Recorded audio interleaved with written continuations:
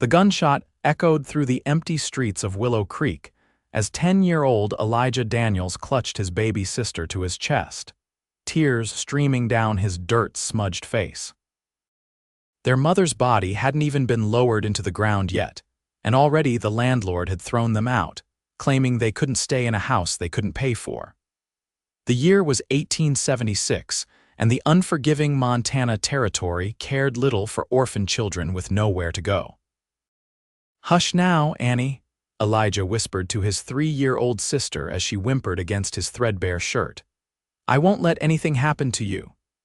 Zeke Nelson pulled hard on the reins of his chestnut mare, bringing the animal to an abrupt halt. He'd been riding into town for supplies when he spotted the children huddled against the wall of the general store.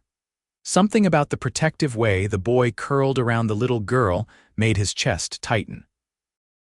At 26, Zeke was used to the hardships of frontier life, but the sight of abandoned children never sat right with him. He dismounted with practiced ease, his spurs jingling as his boots hit the dirt. The boy's head snapped up, eyes wide with fear and distrust. "You two all right?" Zeke asked, keeping his distance. His voice was gentle despite its natural roughness. "We're fine, mister," the boy replied, his chin jutting out defiantly even as his arms tightened around his sister. "Just waiting for our pa." Zeke knew a lie when he heard one. The town was small enough that he recognized most faces, and he'd heard about Maggie Daniels passing from consumption just yesterday. These had to be her children. "Your pa, huh?" Zeke nodded, playing along. "Mind if I wait with you? Streets ain't safe for young'uns alone."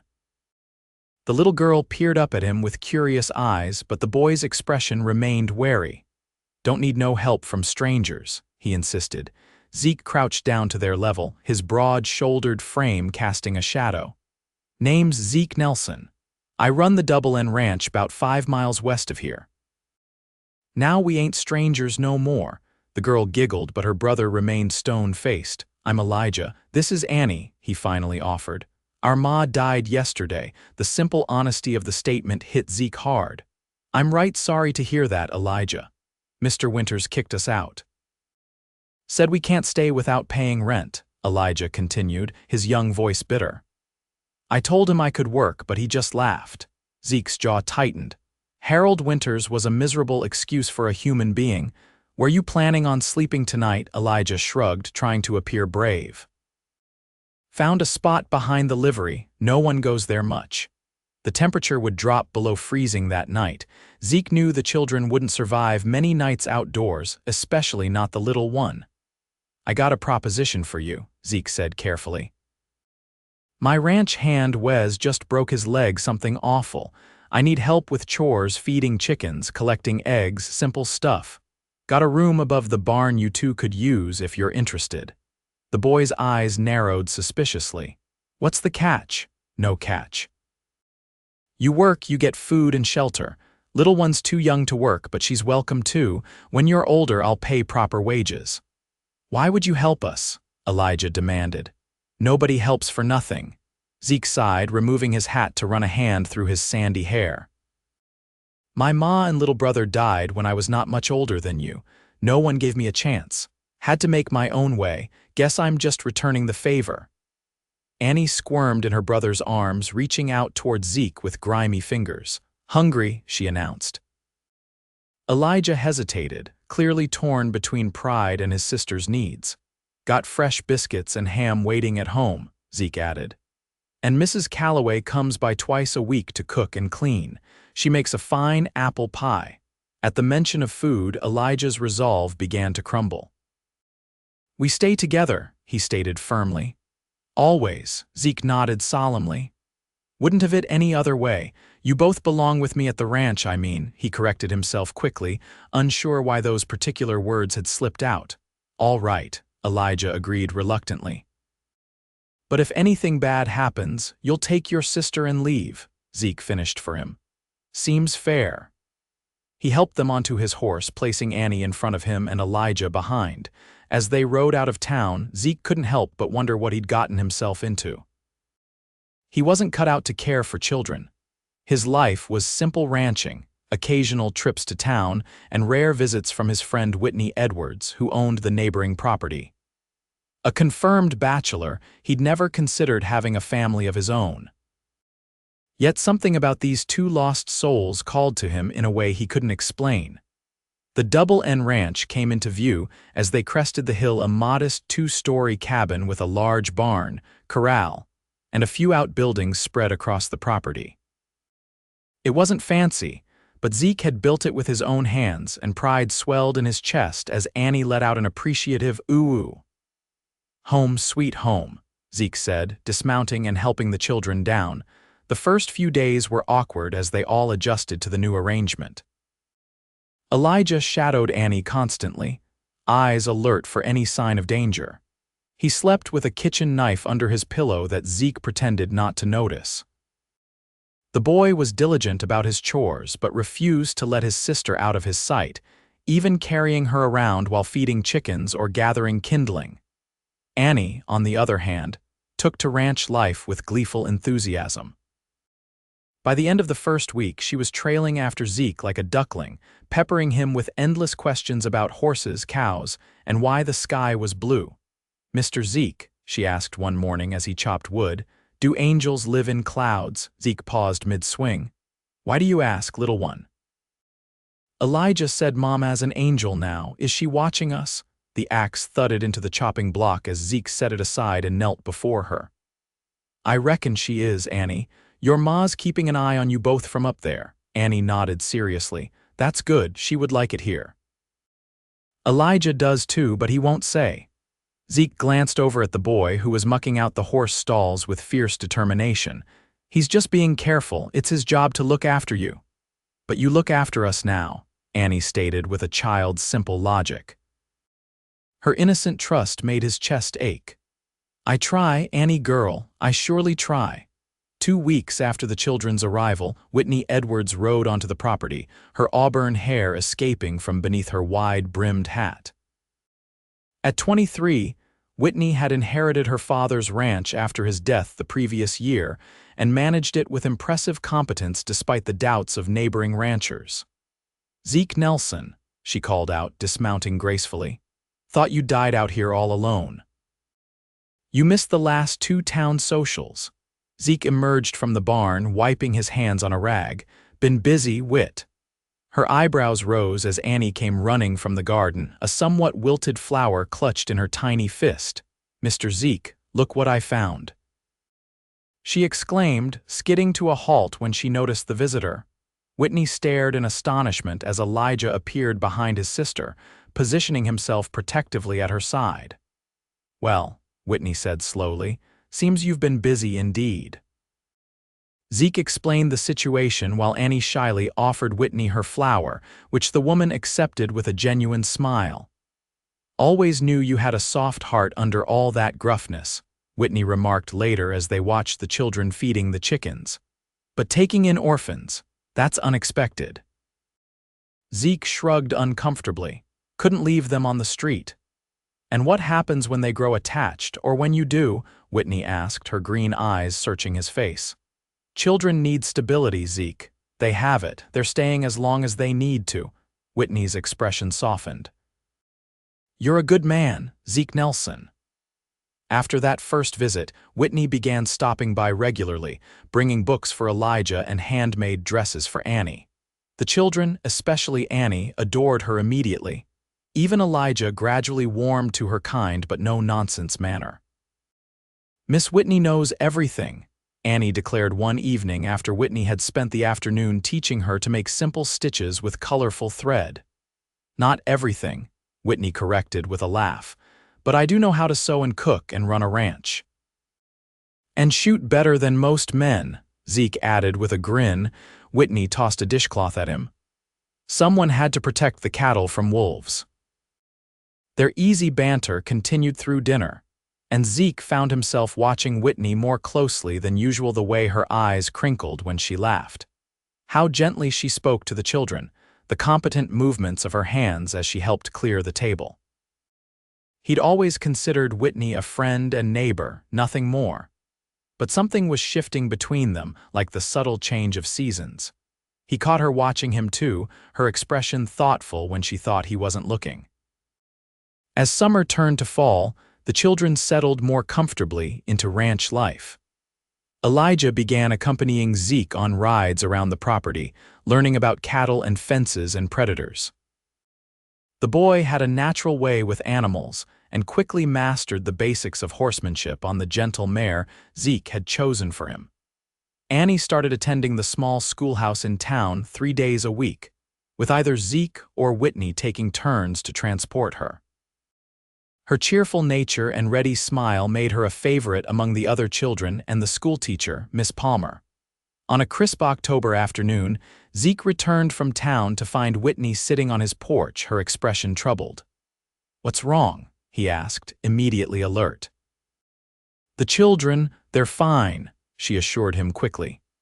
"Elijah's helping Mrs. Calloway bake bread and Annie's napping." Zeke settled beside her on the porch steps. "Then what's got you looking like you lost your best cow?" Whitney sighed, twisting her hands in her lap. "Harold Winters was in the general store today, running his mouth. Said it wasn't right, you keeping those children without proper paperwork. Said someone ought to contact the authorities, have them sent to a proper orphanage." Zeke's blood ran cold. "He's just sore because I called him out for throwing them onto the street." "Maybe, but he's got people listening." Whitney's voice was tight with worry. "The new preacher was there, asking questions about your situation." "My situation?" Zeke stood abruptly, pacing the porch. "Those children are fed, clothed, schooled, and cared for. What more could anyone want? Legal guardianship, for one thing," Whitney replied gently. "And some folks think a single man has no business raising children, especially a little girl." The thought of losing the children made Zeke's stomach churn. In just a few months, they had become essential to his life.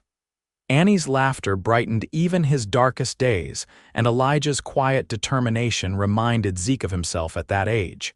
"What am I supposed to do?" "Find them some proper family, ship them off to strangers." The very idea felt like betrayal. Whitney stood, placing a hand on his arm. "Or you could make it official, petition the court for guardianship." "You think a judge would grant it to me?" Zeke ran a hand through his hair in frustration. "You're respected in the community, Zeke. You own land, run a successful ranch, you're providing well for them." Whitney hesitated, "But it might help if..." "If what? If you weren't alone in this?" Her cheeks flushed slightly. "If there was a woman in the house, a proper family situation." Zeke stared at her, understanding dawning slowly. "Whitney Edwards, are you suggesting what I think you're suggesting?" "Don't look so horrified," she snapped, embarrassment making her tone sharp. "It was just a thought." "I'm not horrified," Zeke said quickly, "just surprised." "You've never shown interest in you," Whitney laughed, but it sounded forced. "Maybe I've been too busy running a ranch to moon over you like some silly girl." "That's not what I meant, I just..." Zeke trailed off, suddenly seeing their friendship in a new light. The easy companionship, the way she'd integrated herself into their lives, her genuine affection for the children. "Whit, are you saying you'd marry me to help keep the children?" Whitney met his gaze steadily. "I'm saying I care about those children, and I care about you too, you stubborn mule."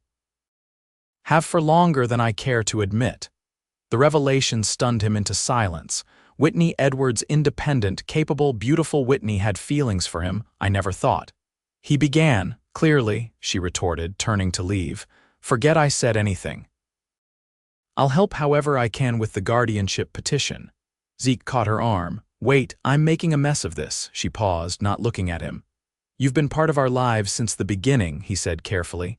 "Annie adores you, Elijah respects you, and he swallowed hard. I can't imagine doing any of this without you." Whitney turned slowly. "What are you saying, Zeke?" "I'm saying I've been blind as a bat, and that maybe you're right about making things official." He took her hands in his, "But not just for the children's sake." A smile touched her lips. "Is that a proposal, Zeke Nelson?" "A terrible one," he admitted with a rueful grin. "But if you'll give me time, I'll do it properly, on one knee and everything." Whitney squeezed his hands. "I'll hold you to that." The next few weeks passed in a flurry of activity. Zeke filed for legal guardianship of the Daniels children with the help of Mr. Bennett, the town's only lawyer. Whitney began spending more time at the Double N, helping with chores and staying for supper almost every evening. Annie noticed the change immediately. "Are you going to marry Miss Whitney?" she asked Zeke bluntly one morning as he helped her button her coat for school. Zeke nearly choked. "What makes you ask that?" "Because you look at her like the prince looks at the princess in my storybook," Annie explained matter-of-factly. "And because Elijah said you might. Did he now?" Zeke glanced over at the boy, who was studiously avoiding his gaze while packing his school satchel. "Would that be all right with you?" Zeke asked carefully. Annie nodded enthusiastically. "Miss Whitney makes the best cookies. And she knows how to braid hair really pretty." "High praise indeed," Zeke laughed. "What about you, Elijah? What do you think?" The boy shrugged, trying to appear indifferent, but Zeke could see the hope in his eyes. "It's your ranch," he mumbled. "It's our home," Zeke corrected gently. "All of ours, and important decisions should be made together." Elijah looked up, surprised. "You'd ask what I think?" "Your opinion matters to me," Zeke said simply. After a moment's hesitation, Elijah admitted, "I like Miss Whitney. She doesn't treat me like a kid. She shows me how to do things and answers my questions." He paused. "And she makes you smile more." Zeke felt a lump form in his throat. "She does at that." That evening, with the children tucked into bed, Zeke rode to Whitney's ranch. The moon hung full and bright above, illuminating the familiar path. His heart hammered in his chest as he rehearsed the words he'd prepared. Whitney answered his knock wearing a simple blue dress, her hair loose around her shoulders. "Zeke, is everything all right?" "Everything's fine," he assured her. "Mrs. Calloway's staying with the children. I needed to see you." She invited him in, looking puzzled but pleased. "I had a conversation with Annie and Elijah today," Zeke began, standing awkwardly in her living room. "About you, about us." Whitney's eyes widened. "Oh, they approve," he said with a smile. "Actually, they more than approve. Seems they've been hoping for this." "For what exactly?" Whitney asked, a teasing note in her voice. Zeke took a deep breath, then dropped to one knee, pulling a small box from his pocket. "For this, Whitney Edwards, I came here tonight to ask if you'd do me the honor of becoming my wife." He opened the box to reveal a delicate gold ring with a small pearl at its center. "It was my mother's," he explained. "Only thing of hers I have left." Whitney's hands flew to her mouth, tears welling in her eyes. "Oh, Zeke, I know this started because of the children," he continued earnestly, "but my feelings for you are real. Maybe they've always been there, just waiting for me to notice. You're the strongest, most compassionate woman I've ever known, and I love you, Whitney Edwards, with all my heart." Tears spilled onto her cheeks as she nodded vigorously. "Yes," she whispered. "Yes, I'll marry you, Zeke Nelson." He slipped the ring onto her finger with trembling hands, then stood to pull her into a tender kiss. When they finally parted, both were smiling widely. "The children will be thrilled," Whitney said, admiring the ring on her finger. "Annie's already planning your wedding dress, I think," Zeke laughed. "That girl doesn't miss a thing." The wedding took place 3 weeks later in the town's small church. Annie served as flower girl, scattering wildflower petals with solemn concentration. Elijah stood proudly beside Zeke as his best man, chest puffed out in his new suit. Whitney was radiant in a cream-colored dress she and Mrs. Calloway had worked on tirelessly. As she walked down the aisle toward him, Zeke felt a happiness so profound it nearly brought him to his knees. The ceremony was simple but heartfelt. When the preacher pronounced them husband and wife, Zeke kissed his bride to enthusiastic applause from the assembled townspeople. Even Harold Winters attended, though he remained stone-faced throughout. The celebration afterward was held at the Double N, with tables set up in the yard and lanterns strung between trees. Mrs. Calloway and several neighbor women had prepared a feast, and someone brought a fiddle for dancing. As twilight descended, Zeke found himself watching his new family from across the yard. Whitney was teaching Annie a simple dance step, both of them laughing. Elijah sat nearby, enjoying his second piece of cake with uncharacteristic abandon. "You've done a fine thing here, Nelson," Sheriff Miller commented, coming to stand beside him. "Those children needed a home, and you and Mrs. Nelson seem well matched." "We are," Zeke agreed, unable to take his eyes off his wife. "Never thought I'd be this fortunate." The sheriff nodded toward a document in his hand. "Got the final approval from the judge this morning. Wanted to bring it as a wedding gift. You and Mrs. Nelson are now the legal guardians of Elijah and Annie Daniels." Zeke accepted the paper with hands that weren't quite steady. "Thank you, Sheriff. This means everything." Later that night, after the guests had departed and the children were asleep, Zeke showed Whitney the guardianship papers in the privacy of their bedroom. "It's official," he said quietly. "They're legally ours." Whitney traced the children's names on the document, her eyes shining. "I've been thinking," she said hesitantly. "If you agree, I'd like to speak to Mr. Bennett about adoption papers." Zeke's heart swelled. "You want to adopt them? I want them to be Nelsons like us," she explained. "I want them to know they'll never have to leave, that they are ours forever." Zeke pulled her into his arms, overwhelmed by love for this remarkable woman. "I think that's the best idea I've ever heard, Mrs. Nelson." The following spring brought many changes to the Double N. The merger with Whitney's property expanded their operation considerably, requiring additional hands. The ranch house underwent renovations to add more bedrooms and a larger kitchen. A proper vegetable garden flourished under Whitney's care, and the chicken coop doubled in size. The adoption became official in April, celebrated with a special dinner where Annie and Elijah received new wooden plaques for their bedroom doors, carved with Annie Nelson and Elijah Nelson. Elijah had run his fingers over the letters repeatedly, a rare smile lighting his face. "Never thought I'd have a real last name again," he admitted to Zeke later that evening as they sat on the porch steps. At 11, the boy was growing like a weed, all knobby knees and elbows. "You've always had one," Zeke replied. "Daniels is a fine name, one you should be proud of." "Nelson's just an addition, not a replacement," Elijah nodded thoughtfully. "Do you think?" He began, then stopped. "Think what, son?"